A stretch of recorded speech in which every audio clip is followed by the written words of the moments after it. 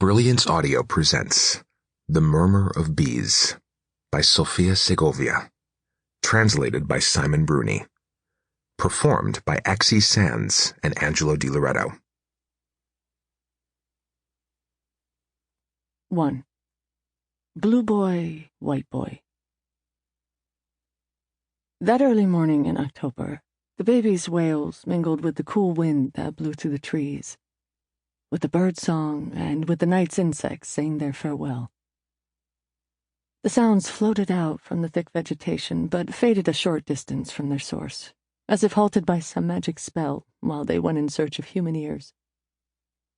For years, people remarked how Don Teodosio, on his way to work on a nearby hacienda, must have passed right by the poor abandoned baby without hearing a peep, and how, in search of a love potion, Lupita, the Morales family's washerwoman, crossed the bridge that would take her to La Petaca without noticing anything strange.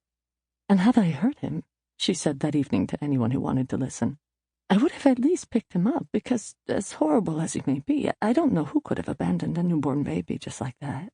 Left him there to die, all alone. That was the mystery.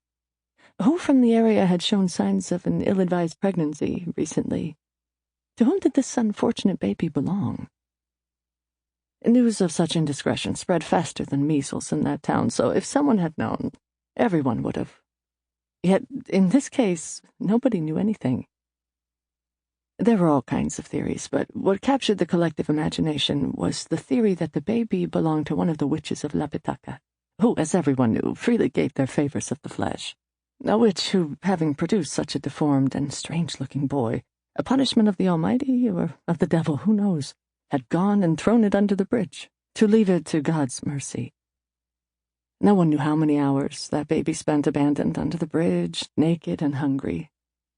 Nobody could explain how he survived the elements, without bleeding to death from the umbilical cord, left unknotted, or without being devoured by the rats, birds of prey, bears, or pumas that were plentiful in those hills. And they all wondered how old Nana Reja had found him, covered in a living blanket of bees. Reja had chosen to spend the rest of her days in one place, outside one of the sheds they used for storage on the Hacienda Amistad. It was a simple, windowless structure, identical to several others still in service, built behind the main house to hide it from social visitors. The only thing that distinguished this shed from the others was its overhanging roof, which enabled the old woman to remain outside, whether it was winter or summer. The overhang was nothing more than a lucky coincidence. Reja hadn't chosen the place for protection from the elements, but for the view, and for Sample complete. Ready to continue?